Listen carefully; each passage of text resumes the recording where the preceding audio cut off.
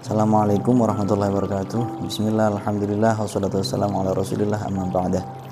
Para teman-teman, kita akan membahas bagaimana hukumnya orang yang sedang berpuasa namun nonton cewek yang sedang tiktokan.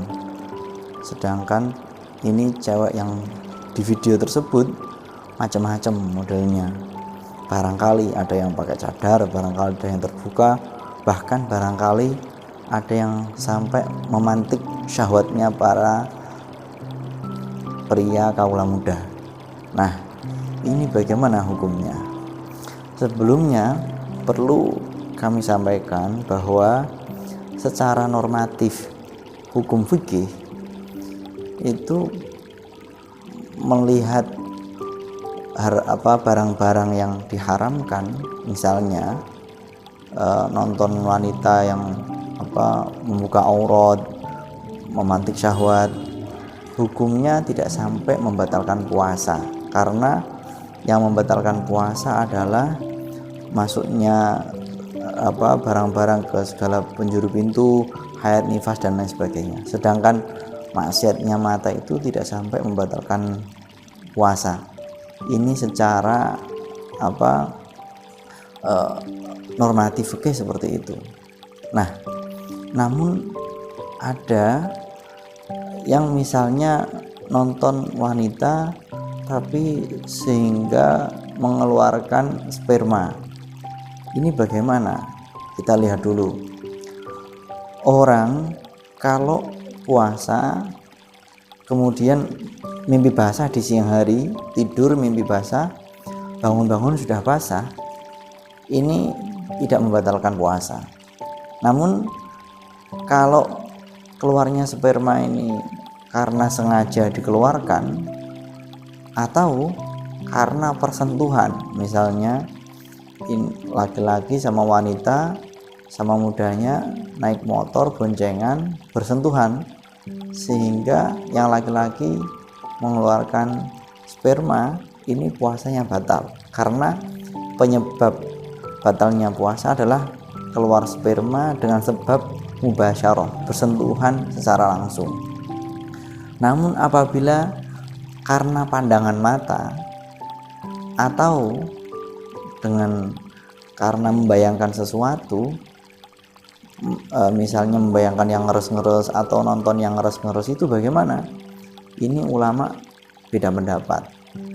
Kalau misalnya menurut Imam Ibnu Hajar misalnya, itu kalau orang tersebut walaupun mempunyai kebiasaan jika melihat wanita yang membuat bangkit syahwatnya kemudian keluar, tapi hanya nonton saja, itu tidak sampai batal. Namun kalau menurut Imam Azra'i tidak. Menurut Imam Azra'i dia kalau menonton kok bisa mengakibatkan itu keluar dan dia tahu akan keluar meskipun tanpa persentuhan kulit antar laki-laki dan perempuan misalnya, itu membatalkan puasa. Itu secara normatif fikih seperti itu. Adapun secara esensi puasa tentu kita harus memikir lebih dalam. Seumpama mentok kita mau mengikuti yang tidak batal misalnya, tetap kita harus mempertimbangkan yang lain. Apakah kita ingin puasa kita hanya tersisa lapar dan dahaga tapi tidak punya esensi? Padahal esensinya puasa itu adalah diantaranya untuk membentengi diri dari syahwat. Di antara hikmahnya puasa kan kasrus syahwat, memecah hasrat atau syahwat. Dalam sabda Rasulullah SAW, ya ma'syarus syabab, man istata'a minkumul ba'ah falyatazawwaj fa innahu aghaddu lil basar wa ahsanu lil farj wa man lam yastati' fa alaihi bisawm fa innahu lahu wija. Ini orang, kata Rasul, para pemuda kalau mampu punya biaya untuk nikah, maka nikah. Karena apa? Nikah itu bisa menutup mata, tidak jelalatan kemana-mana, bisa menjaga farji kelamin.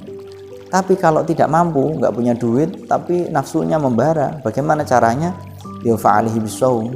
Karena khasnya puasa itu menjadi benteng, fa'innahu lahu wija, menjadi bentengnya seseorang biar nggak lari kemana-kemana. Nah, sekarang kita puasa Ramadan, tapi kok malah mengumbar hawa nafsu, menonton yang haram-haram, ini kan malah tentu tidak baik. Apalagi memang secara dasar orang itu kalau melaksanakan sebuah maksiat itu memang dosanya hanya satu, tapi itu jika tidak dilakukan oleh orang-orang khusus atau tidak dilakukan oleh orang umum, tapi di bulan-bulan khusus, misalnya di bulan-bulan Muharram, termasuk di bulan Ramadan. Ibaratnya begini, misalnya ada orang membangkang kepada pemerintah, tapi membangkangnya yang satu di jauh mata sana, dengan yang satu sudah di karpet merah di depan presiden, dia melakukan pembangkangan. Itu meskipun nilai pembangkangannya sama, tapi apakah ini sama akibat buruknya? Dosanya apakah sama? Orang yang membangkang di depan mata di karpet merah dengan orang yang di jauh sana. Nah, bulan Ramadan ini kita dapat karpet merah di hadapan pintu surga, di mata Allah kita dipersilahkan selebar-lebarnya pintu surga. Tapi dengan begitu kok kita maksiat, ini apakah kita nggak takut? Mestinya kita menghindari hal-hal maksiat di bulan Ramadan ini. Bukan Anda saja, kita semua, saya juga, mari kita berdoa bersama semoga kita dihindarkan dari maksiat-maksiat, termasuk maksiat mata, dari melihat hal-hal yang diharamkan oleh Allah Subhanahu wa taala. Demikian, semoga bermanfaat. Assalamualaikum warahmatullahi wabarakatuh.